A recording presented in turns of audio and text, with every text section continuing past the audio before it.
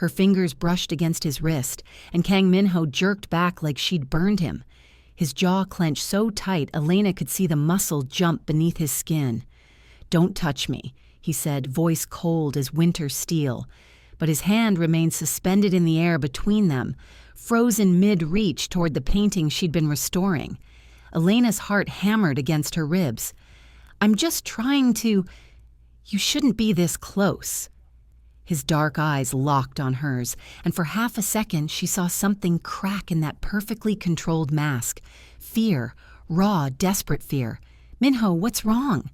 She stepped closer, and he actually backed into the gallery wall. The most dangerous man in Seoul, the head of the Kang crime family, retreating from a curator in a paint-stained cardigan. "Everything," he whispered. His eyes dropped to her stomach, just for a heartbeat, before snapping away. "Everything is wrong." The room tilted. "What do you mean?" He laughed, bitter and broken. "You really don't know, do you?" His hand went to his face, dragging down like he could peel away the exhaustion. "The baby, Elena. The baby isn't just mine." Everything went silent. The hum of the museum's ventilation system disappeared. The distant traffic from the Seoul streets outside evaporated. "The baby isn't just mine," he repeated, voice cracking. "My brother, Junho, he's the biological father. The DNA test came back yesterday." His eyes glistened with unshed tears. "I've been raising my nephew, and you've been in love with me while carrying his child, the brother who tried to kill me, the brother I killed 3 weeks ago." Elena's knees gave out, and the world went dark around the edges. 3 months earlier, the autumn rain hammered against the museum's glass ceiling, creating a symphony that somehow felt peaceful. Elena stood on the wooden ladder, carefully applying gold leaf to the corner of a 17th-century portrait frame, when she felt eyes on her. "That's dangerous," a deep voice said from below, "working at that height alone." She looked down and nearly dropped her brush. The man standing beneath her ladder wore a charcoal suit that probably cost more than her monthly rent, with sharp features that belonged on a movie screen rather than in her quiet restoration studio. His dark hair was pushed back carelessly, and his eyes were almost black in the dim lighting. "I've been doing this for 7 years, Elena said, trying to sound professional instead of flustered. "I think I can manage a ladder." 7 years. He smiled, and it transformed his entire face from intimidating to devastating. "That's how long I've been coming to this museum. Strange we've never met. Maybe you've been looking at the wrong exhibits." She climbed down, wiping gold dust from her hands. "I'm usually hidden in the restoration wing." "Elena Volkov." "Kang Minho." He extended his hand, and when their palms touched, she felt heat shoot straight up her arm. His grip was firm, controlled, but his thumb brushed across her knuckles in a way that felt deliberate. "I have a private collection that needs restoration. Someone recommended you specifically." "What kind of collection?" "Korean and Russian fusion art, 19th century, mostly. Some pieces are delicate. They require someone who understands both cultures." Elena raised an eyebrow. "Volkov is Russian, but I grew up here in Seoul. My mother was Korean." "I know." His smile widened at her surprised expression. "I do my research, Miss Volkov. Are you interested?" She should have said no, should have felt the danger radiating off him like heat from summer asphalt, should have recognized the predatory grace in the way he moved, the calculating intelligence behind those beautiful eyes. Instead, she said, "When do we start?" 2 weeks later, Minho's private gallery was inside a mansion in Gangnam that looked like it had been carved from marble in moonlight. Elena walked through rooms filled with priceless art, her footsteps echoing on polished floors, until she found him standing in front of a painting of a winter landscape, bare trees against snow, a single red bird in flight. "My mother loved this piece," he said without turning around. "She said the bird represented hope, trying to escape from cold reality.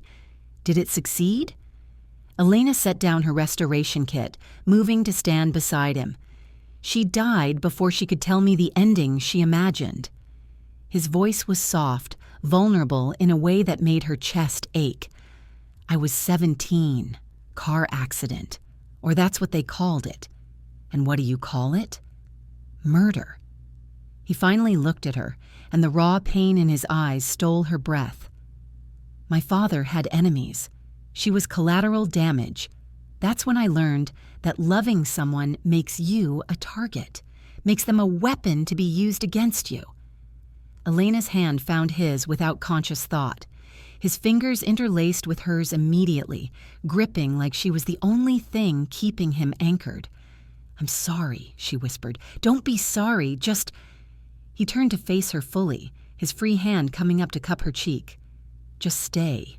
For a while. I haven't felt this quiet inside in years."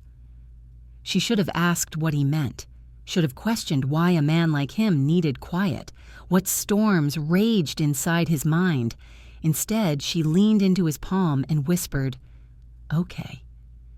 That was the night he first kissed her, soft and hesitant, like he was afraid she'd disappear if he pressed too hard.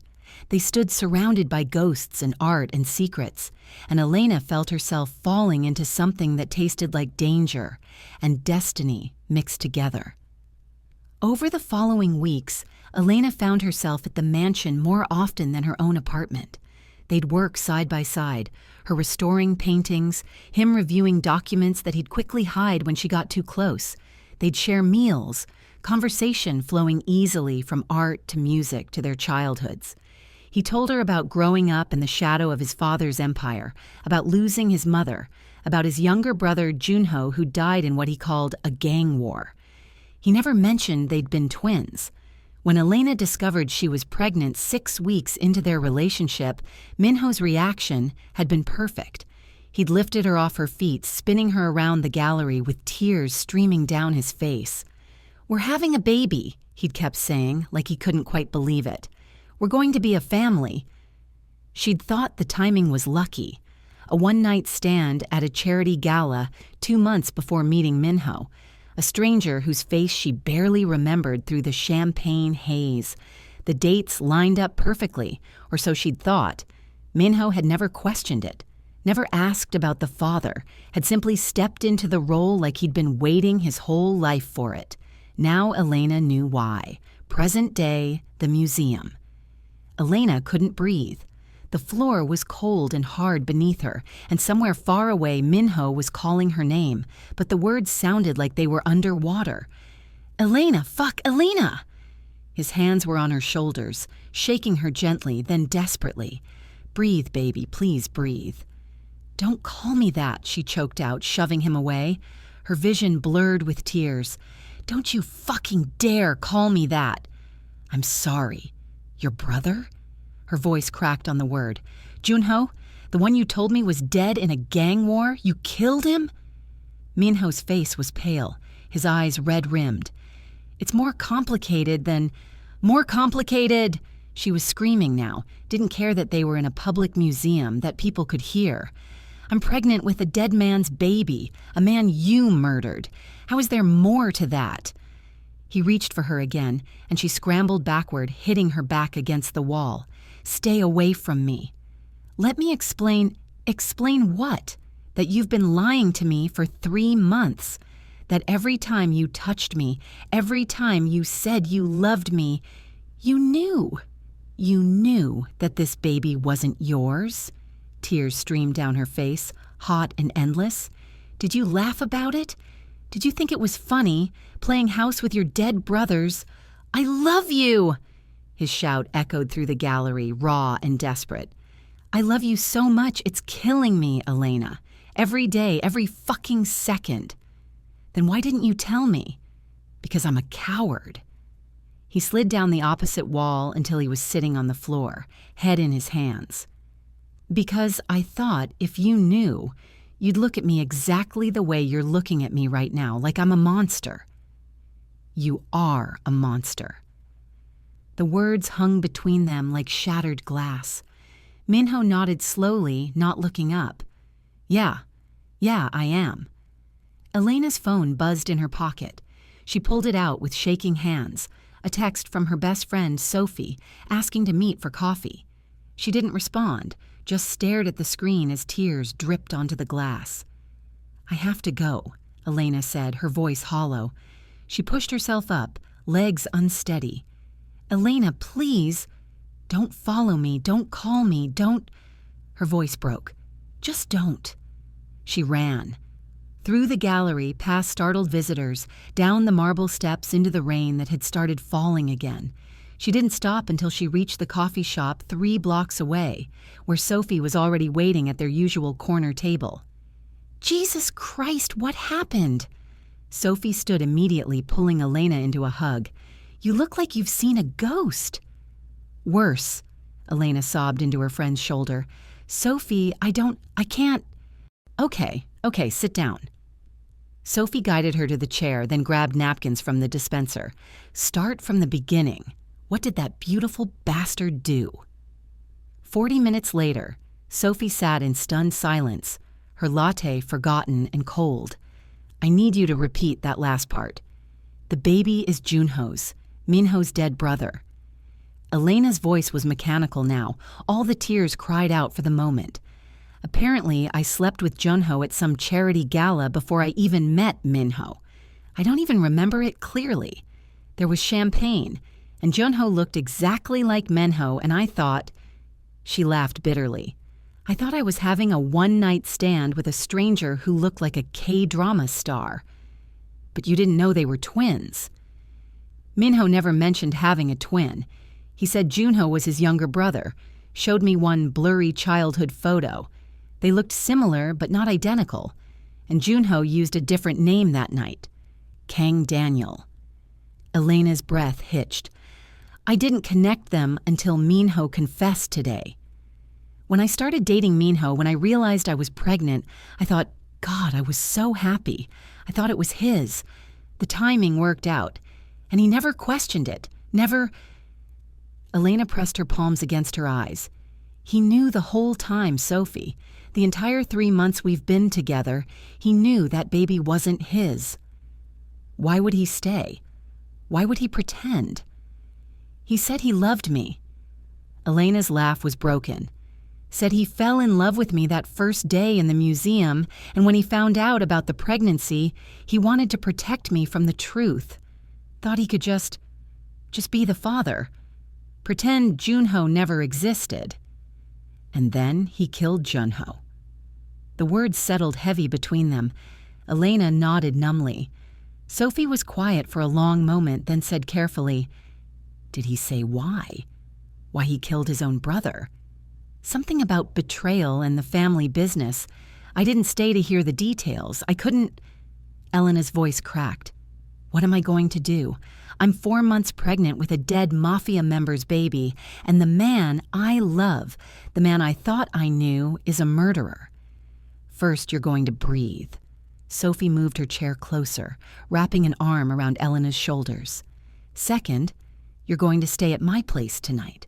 No arguments. Third, tomorrow we're going to figure this out. Together. Okay?" Elena leaned into her friend's warmth and nodded, but she couldn't shake the image of Minho's face when he'd confessed. The pain, the fear, the desperate love in his eyes. "I love you so much, it's killing me." She believed him. That was the worst part. Even now, even after everything, she believed he loved her. But love from a monster was still monstrous. 2 days later, Sophie's apartment. Elena woke to the smell of burning toast and Sophie's creative cursing from the kitchen. Despite everything, Elena felt her lips twitch toward a smile. She padded into the kitchen, wrapped in one of Sophie's oversized hoodies, and took over toast duty. Her phone, which she'd left on the counter, lit up. Another message. She didn't need to look to know it was from Minho. He'd sent 43 texts in 2 days. She'd read every single one and responded to none. "Minho, please, just let me explain everything. You deserve the whole truth. Minho, I know I don't deserve forgiveness, but the baby deserves a chance to know their real story. Minho, I'm not asking you to love me again. I'm just asking you to listen." Sophie glanced at the phone, then at Elena. Have you thought about what you want to do? I don't know. Elena sat at the small kitchen table, cradling her decaf like it held answers. Part of me wants to run, get on a plane back to Russia, start over where nobody knows about the Kang family. She touched her stomach, the small bump barely visible under the hoodie. But this baby deserves to know where they come from, even if it's complicated and messy. A knock at the door interrupted her. 3 sharp raps, then silence. Sophie and Elena exchanged glances. Another knock, more insistent. Then a familiar voice muffled through the door. Elena, I know you're in there. Sophie's car is in the garage. Minho. Elena's heart stopped. How did he... Because I'm very good at finding people I care about. His voice was clearer now, like he was pressed against the door. And I'm not leaving until you hear me out. I'll stand in this hallway for days if I have to, but I'm not fucking leaving. Sophie stood, moving toward the door with fire in her eyes. I'm going to kill him. Wait. Elena caught her arm. She didn't know why she was stopping Sophie, didn't know why her heart was pounding with something that felt dangerously like hope. Let me talk to him. Are you insane? Probably. Elena stood, setting down her coffee with trembling hands. But I need to hear it, all of it, or I'll never be able to move forward. Sophie studied her face, then sighed. Fine, but I'm staying right here. And if he makes you cry, I'm calling my connections at the prosecutor's office. Elena walked to the door, pressing her palm against the wood. On the other side, she knew Minho was doing the same. She could feel him there, could sense the desperation radiating through the barrier. She opened the door. He looked terrible. His usually perfect hair was disheveled, his suit wrinkled like he'd slept in it, if he'd slept at all. Dark circles shadowed his eyes, and he had at least 2 days of stubble roughening his jaw. But his eyes were still the same, still looked at her like she was the only thing in the world worth seeing. Thank you, he whispered. I'm not forgiving you. I'm just listening. Elena's voice was steady, even if her hands weren't. You have 20 minutes. I need an hour. You have 20 minutes or I'm closing this door and never opening it again. He nodded immediately. Okay, 20 minutes. He glanced at Sophie, who was glaring daggers at him from the kitchen doorway. Can we? No, you talk where I can see you, Sophie said flatly. Minho's jaw tightened, but he nodded. He looked at Sophie directly. Thank you for protecting her. I mean that. Sophie looked thrown by the sincerity, but didn't lower her guard. Start talking. Minho turned back to Elena, and for a moment he just looked at her, drinking in her face like he was memorizing it. Then he began. Junho wasn't just my brother, he was my identical twin, born 3 minutes after me, which in my family meant he was always second, always runner-up, and he fucking hated me for it. Minho's voice was raw, stripped of all smoothness. Growing up, we were inseparable, best friends. Then our mother died and everything changed. Father started grooming me to take over the organization. Junho got shut out. And he resented you, Elena said quietly. He tried to kill me. 3 times. Minho held up 3 fingers. First time, I was 20. Car bomb. I survived because I'd lent my car to a friend that day. The friend didn't make it. Second time, poisoning at a family dinner. I noticed the smell was off and didn't eat. Father did. He survived, but was never the same. Third time, his voice cracked. Third time was supposed to be at that charity gala, the one where you met him. Elena's blood ran cold. What? There was a hit planned. Professional assassins. Junho had hired them to take me out during the gala, but I didn't show up. I was handling a crisis in Busan, so Junho went instead, pretending to be me. Minho's hands clenched into fists. He met you, and when I finally showed up 2 hours later, after the threat was neutralized, I saw him leaving with you on his arm. The room was spinning. Elena grabbed the door frame for support. I followed you, Minho continued, voice barely above a whisper. to the hotel, watched him take you upstairs, and I hated him more than I'd ever hated anyone because he had you and he was using my face to do it." His eyes glistened. "But I also knew that if I exposed him right then, if I made a scene, you'd be caught in the crossfire. So I let it happen. I let him have that night with you, and I plotted how to destroy him without destroying you." "Then the museum," Elena breathed. "You came to find me." "I tried to stay away. For 3 weeks I tried to forget you existed. But I couldn't." He laughed bitterly. "I couldn't stop thinking about the woman my brother had touched while wearing my face. So I went to the museum, planned to just look at you once, and then you climbed down that ladder and smiled at me and—" He stopped, swallowing hard. "And I was done, completely fucking ruined for anyone else. When did you find out about the baby?" "Week 5 of us dating. You left your phone on my desk and I saw the doctor's appointment reminder. Congratulations on your pregnancy." Minho's laugh was hollow. "I did the math immediately. Knew the timing was wrong. So I broke into your medical records. Found out the conception date. The gala," Elena whispered. "The gala. When you were with Junho, thinking he was just some stranger." Minho's hands shook. "I knew then that I should tell you, should come clean about everything. But I also knew you'd leave, and I couldn't let you go. So I pretended, acted excited about the baby, started planning a future that was built on lies." "And Junho?" Minho's face hardened. "He found out you were pregnant, came to me 2 months ago gloating, said he'd beaten me at something that actually mattered, said he was going to tell you everything, claim the baby, take you away from me." His eyes met Elena's, and the pain there was bottomless. "He pulled a gun on me during the argument, said if he couldn't have you, I couldn't either, that he'd kill you just to hurt me." The air left Elena's lungs. "So I killed him first." Minho's voice was flat, emotionless. "Shot him 3 times, watched him bleed out on my office floor, and the only thing I regretted was that you'd eventually find out what I'd done." Silence crashed through the apartment. "The DNA test?" Elena asked, voice hollow. "My father demanded it. After Junho's death, he started asking questions about you, about the baby. He had his doctors run tests and compare them to your medical files." Minho's jaw clenched. "The results came back 3 days ago. Father told me if I didn't tell you the truth, he would. So I went to the museum. And then you touched me and I couldn't pretend anymore." Elena's legs gave out. She slid down the door frame until she was sitting on the floor, arms wrapped around her knees. Minho immediately dropped to his knees in front of her, hands hovering like he wanted to touch but didn't dare. "I don't expect forgiveness," he said urgently. "I know what I am. I know what I've done.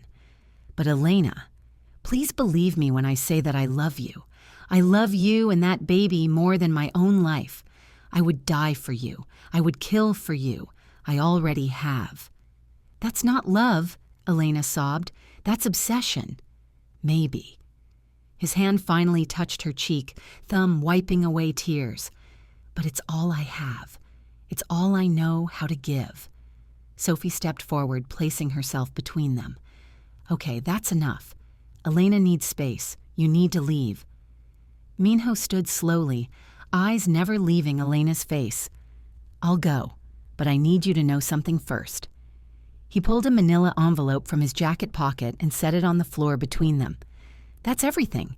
Every document, every piece of evidence about that night, about Junho, about my family, everything that could put me in prison for life. It's yours. If you want me gone, use it. Turn it over to the police. I won't fight you." Elena stared at the envelope like it was a snake. "But if—" His voice cracked again. "If there's any part of you that thinks maybe we could find a way through this, I'll be waiting. However long it takes." He backed toward the door. "I love you, Elena Volkov. I love you more than honor, more than family, more than the life I've built, and I'll spend the rest of my existence proving that to you if you'll let me." Then he was gone, the door clicking shut behind him with terrible finality. Elena sat on the floor and cried until she had nothing left. 1 week later, Elena had moved back home after 3 days at Sophie's. The manila envelope sat unopened on her kitchen table, taunting her every time she walked past. The baby kicked for the first time that morning, a flutter like butterfly wings against her ribs. Elena had sat on her bathroom floor, hand pressed to her stomach, and wept, because the baby was real, growing, becoming a person who would need answers someday. Her phone rang, an unknown number. "Hello? Miss Volkov." The voice was older, gravelly with age. "My name is Kang Dae-sung. I'm Minho's father. I believe we need to speak." Elena's blood turned to ice. "How did you get this number?" "I am the head of one of the most powerful organizations in Seoul, Miss Volkov. I can get anything." A pause. "Including information about your current situation. You're pregnant with my grandson. That makes you family, whether you want to be or not." "I don't want anything to do with your family." "I understand, but I'm afraid you don't have a choice." His tone wasn't threatening, just matter of fact, which was somehow worse. "There are people who know about the baby, people who would use that child to hurt my organization, hurt Minho. You need protection. I don't need... 2 of my men have been stationed outside your apartment since Junho's death. You've probably seen them. Black car, always parked across the street." Dae-sung's voice softened slightly. "Without them, you would have been taken 5 days ago by a rival family." Elena moved to the window, pulled back the curtain. There, a black sedan with tinted windows. As she watched, the driver's window rolled down, and a man in sunglasses nodded at her. "What do you want?" she whispered. "I want to meet you, hear your side of this situation, and then I want to help you decide what comes next." His voice softened. "I loved Minho's mother more than power, more than pride. When she died, part of me died with her. I see that same devotion in my son when he speaks about you. I've watched him become a ghost these past 7 days." "He killed his own brother." "Yes, to protect you." A heavy sigh. "Junho was brilliant but broken. I failed him as a father, but I will not fail my grandson or the woman carrying him. So please, Miss Volkov, meet with me. 1 hour." Elena closed her eyes. "Where?" "Kang Estate." The mansion was even more impressive than Minho's. Elena was escorted through gardens that looked like something from a historical drama, past guards who watched her with expressionless faces, into a sitting room overlooking a koi pond. Kang Dae-sung stood as she entered. He was in his 60s, gray-haired and distinguished, with the same sharp features as his sons, but his eyes were kinder than she expected, tired and sad. "Thank you for coming." He gestured to a chair. "Tea?" "I'm pregnant. I shouldn't have caffeine." "Herbal, then. Ginger and honey. Good for morning sickness." He poured from a pot that had clearly been prepared in advance. "My wife craved this when she was pregnant with the twins." Elena sat, accepting the cup with wary hands. "You said we needed to talk. I want to apologize." Dae-sung sat across from her. "For my family, for the violence we've brought into your life. You're an innocent woman who came to Seoul to build a career, to honor your mother's memory. You didn't ask to be caught in a war between brothers." "No, I didn't." Elena's voice was steady. "Your sons destroyed my life." "Yes." He didn't flinch. "Junho destroyed it with his recklessness and cruelty. And Minho destroyed it by loving you too much to let you go." He picked up his tea, staring into it. "I'm not here to defend them. I'm here to give you options." "What kind of options?" "First option, I can make you disappear. New identity, new country, money to start over. You and the baby would be safe. Minho would never contact you again. I'd make certain of it. You'd be free." He met her eyes. "But you'd be alone, and the child would grow up never knowing where they came from."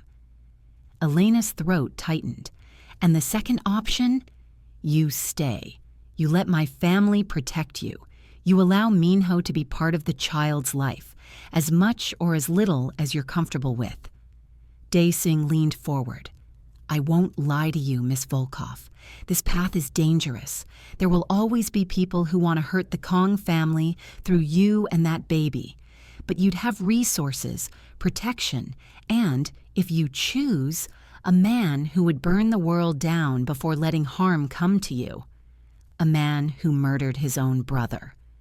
Yes, Dae-sung's voice was heavy. And that's something you'll have to decide if you can live with. Minho is not a good man by most definitions. He's violent, ruthless, dangerous, but he's also loyal, protective, and capable of a depth of love that most people never experience. He paused. His mother once told me that monsters can love just as fiercely as angels. The question is whether you're brave enough to let one love you. Elena set down her cup, hands trembling. Why are you helping me? I could destroy your son. That envelope he gave me contains enough evidence to put him away for life. I know. Dae-sung smiled sadly. That's how I knew his love for you was real. Minho has spent his entire adult life building walls, and then he met you and tore them all down, handed you the knife and bared his throat. He stood, moving to the window. I'm helping you because you're carrying my grandson, because you make my son human again, and because I'm a selfish old man who wants to know his grandchild before I die. You're dying? Lung cancer, stage 4, 6 months, maybe less. He said it casually, but Elena saw the grief flicker across his face. So you see, Miss Volkov, I don't have time for lies or games. I'm asking you plainly, can you forgive my son? Can you build a life with a man who has blood on his hands but offers you his heart? Elena stood on shaking legs. I don't know. Dae-sung walked her to the door, then pressed something into her hand, a business card. That's my personal number. Call me any time. Whether you choose to stay or go, you're under my protection now, you and the baby. That's not negotiable. Why? Because you're family, and family is all that matters in the end. That night, Elena couldn't sleep. She paced her small living room, one hand on her stomach. The baby kicked again, stronger this time, insistent. Make a choice, the movement seemed to say. She thought about running, thought about Dae-sung's first option, disappearing into a new life. She could raise this baby in peace, in safety, in loneliness. I love you more than honor, more than family, more than the life I've built. She believed him. God help her. She believed every word. Elena picked up her phone and scrolled to Minho's name. Her thumb hovered over the call button. 3 deep breaths. Then she pressed it. He answered before the first ring finished. Elena. Just her name, breathed like a prayer. I read the envelope, she lied. She'd opened it hours ago, scanned enough to know he hadn't exaggerated. All of it. Silence. Then, and I should turn you in. I should take this to the police and watch them arrest you. Yes, you should. His voice was hollow. I wouldn't blame you. But I'm not going to. The words came out before she could stop them. Because I'm an idiot. Because I'm in love with a monster. Because this baby deserves a father, even if that father is... She couldn't finish. Elena. His voice cracked with desperate hope. I'm not forgiving you, she said quickly. Not yet. Maybe not ever. But I'm willing to try. To see if we can find some version of this that doesn't destroy us both. Tears streamed down her face. Your father said monsters can love like angels. I need you to prove that to me, Minho. I will. Fuck, Elena, I will. I'll spend every day. I have conditions. He went quiet immediately. Anything. No more lies, ever. I don't care how ugly the truth is. I want it. Her voice was steel. Second, you don't make decisions about this baby without me. We're partners or we're nothing. Third, She swallowed hard. Third, you get therapy. Real therapy. Because I won't raise a child in a house where rage is the only language spoken. Done, all of it. Whatever you need. And one more thing. Elena looked at her reflection in the dark window.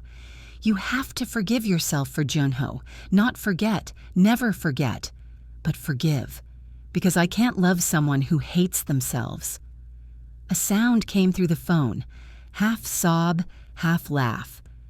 That might be the hardest one. I know, but if I'm going to try to move past this, you have to try too. Deal? Deal. A pause. Can I see you, please? She looked at the clock. 11:47 p.m. Reasonable people would wait until morning, but there was nothing reasonable about loving Kang Minho. Come over, she whispered. The knock came 20 minutes later. Soft, hesitant. Elena opened the door. Minho stood in the hallway looking like he'd aged years in a single week, but when he saw her, his entire face transformed. Relief, joy, desperate hope all crashed together. Hi, he whispered. Hi. They stared at each other. Elena drank in the sight of him, the man she loved, the man who destroyed her, the father of her child who wasn't biologically his but might as well be. Can I? Minho's hand reached toward her stomach, then stopped. Can I touch? Elena nodded, throat too tight for words. His palm pressed against the small bump, warm and gentle. The baby kicked immediately like they recognized him. Minho's eyes went wide, then filled with tears. Hey, little one, he murmured. I'm going to be your dad. If your mom lets me, if I can earn that right. He looked up at Elena. Thank you for giving me a chance I don't deserve. Don't make me regret it. I won't. I promise. His voice broke. Can I hold you? Please? Elena stepped into his arms and he crushed her against his chest like she was the only thing keeping him alive. He shook with silent sobs, face buried in her hair. I'm sorry, he gasped. I'm so fucking sorry. I'll spend forever making this up to you. I know. She breathed in his scent. I know. They stood in her doorway, two broken people trying to piece together something that might resemble whole. 6 months later, Elena gripped Minho's hand hard enough to break bones as another contraction hit. I hate you, she screamed. I know, baby, I know. He pressed a kiss to her sweaty forehead, completely unbothered by the death grip. You're doing amazing. Sophie stood on Elena's other side, looking slightly green. Remind me never to have children. One more push, the doctor said. You're almost there, Miss Volkov. Elena pushed with everything she had, Minho's voice in her ear telling her she was strong. She was incredible. She was everything. And then... A baby's cry split the air. It's a girl, the doctor announced. Congratulations. Minho sobbed openly as they placed the baby on Elena's chest. She was perfect. Dark hair, tiny fists waving, lungs that clearly worked just fine. Elena touched her daughter's face with shaking fingers, completely overwhelmed. Hi, she whispered. Hi, sweetheart. We've been waiting for you. The baby's eyes opened, dark and unfocused, and seemed to look right at her, then at Minho, who was crying so hard he could barely see. She's perfect, he choked out. Elena, she's... I know. Elena was crying too. We made a person. Well, technically Junho and I made a person, but... She's ours. Minho kissed Elena's temple, then pressed a finger against the baby's tiny palm. She gripped it immediately. Biology doesn't matter. She's ours, and I'm going to spend every day making sure she knows she's loved. What are you naming her? Sophie asked, wiping her own tears. Elena looked at Minho. They discussed names for weeks, but looking at her daughter's face, she suddenly knew. So Young, she said. It means gentle, eternal. And her middle name, Maria, after your mother. Minho completely broke down. He buried his face in Elena's hair, shoulders shaking. Thank you, he gasped. Thank you for giving me this, for giving me everything.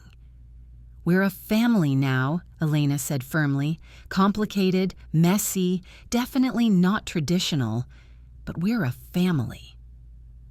3 months later, the garden was full of people. Daisy in a wheelchair, looking frail but happy. Sophie dancing with her new boyfriend, Young Hwan, Minho's lawyer, various family members mingling. It was beautiful chaos. Minho stood at the edge, holding So-young against his chest. She was asleep, tiny face peaceful. He swayed gently, humming a lullaby. Elena found him there, 2 glasses of champagne in hand, though hers was non-alcoholic. Hiding from your own party? Not hiding, just taking a moment. He smiled at her. I keep waiting to wake up, for this to be a dream. It's real. She wrapped her arms around his waist. We're real. This family we've built, it's real.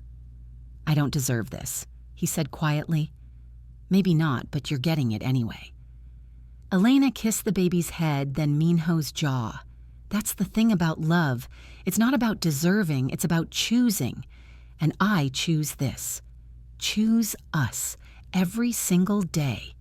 So-young stirred, making small cooing sounds. Her eyes opened and looked up at Minho. He smiled at her, and she seemed to smile back.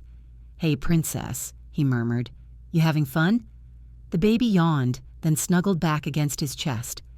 She loves you, Elena said softly, because you're her dad, the one who gets up at 2 a.m. when she cries, the one who reads to her, the one who loves her with everything you have. Minho's eyes filled with tears, something that happened often now. I'm going to tell her about Junho, he said. When she's old enough, she deserves to know where she came from. We'll figure it out together. Elena leaned her head on his shoulder. How to explain the complicated truth? Together, Minho agreed. He pressed a kiss to Elena's hair. I like the sound of that. Daesung made his way over, pushed by his nurse. He looked tired. The cancer was winning, but his eyes were bright as he gazed at his sleeping granddaughter. She's beautiful, he said. Has your determination, Elena, and Minho's stubborn streak. The best children are the difficult ones, Daesung continued, reaching for So-young. Minho carefully transferred her. They grow up to change the world. Hello, little warrior. I'm your Harabeoji. I won't be here to watch you grow up, but I want you to know you were born from complicated circumstances, but you're surrounded by love. That's what matters. Elena felt tears prick her eyes. Thank you for giving us a chance. Thank you for giving my son a reason to be more than what he was raised to be. Daesung smiled at Minho. You're going to be a better man than I was, a better father. I'm proud of you. Minho couldn't speak, just nodded and gripped his father's shoulder. The party continued. Laughter, music, the clink of glasses. Sophie and Hwan were definitely making out by the koi pond. The cherry blossoms drifted down like pink snow.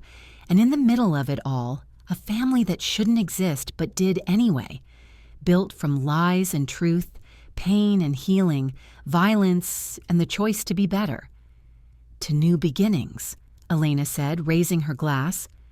To new beginnings, Minho echoed, and to the woman who taught a monster how to love. You were never a monster, Elena corrected, just a man who'd forgotten he had a heart. I just reminded you where you left it. He kissed her then, soft and sweet, full of promise. So-young woke up and immediately started crying. Daesung laughed, handing the baby back. She's got timing. As the sun set over Seoul, painting everything gold, Elena stood in the garden holding her daughter while Minho's arms wrapped around them both. She thought about that first day in the museum, climbing down a ladder to meet a stranger who would turn her world upside down. She'd been restoring a painting then. Maybe that's what love was, too, taking something broken and patiently bringing it back to life. What are you thinking? Minho murmured. That we're going to be okay, Elena said. All of us. It won't be easy and we'll mess up, but we're going to be okay. Yeah, he tightened his arms around them. We really are. So-young chose that moment to spit up on Minho's expensive shirt. Elena burst out laughing as he looked down in shock, then started laughing too. Sophie appeared with baby wipes. Parenthood looks good on you. Feels good too, Minho said, grinning. Even the gross parts. That's how you know it's real love, Juan added. When you're happy, even covered in baby vomit. The party wound down eventually. Guests departed with promises to visit soon. Daesung was wheeled back inside. The lights in the garden twinkled on. Elena and Minho sat by the koi pond, So-young asleep between them in her carrier. The baby's tiny chest rose and fell with perfect rhythm. I never thought I'd have this, Minho said quietly. A family, real happiness. You're not broken, you're healing. Elena took his hand. We both are, and we're doing it together. I love you, he said it like a vow. More than anything in this world. I love you too. Elena leaned her head on his shoulder. My beautiful, complicated, impossible man. They sat in comfortable silence, watching the koi swim lazy circles, the cherry blossoms drift down, the stars appear one by one. Life continued, messy and beautiful and real. Thank you, Minho finally said. For what? For stopping my hand that day in the museum, for turning around and seeing me, really seeing me, for giving me a chance to be better than I was. He kissed her temple. For choosing to stay when running would have been easier. Love is never easy, Elena said, but it's always worth it. So-young stirred, one tiny hand reaching out. Both Elena and Minho moved simultaneously to hold it, their fingers meeting over their daughter's palm. A family, complicated, unconventional, born from impossible circumstances, but theirs, and that was everything.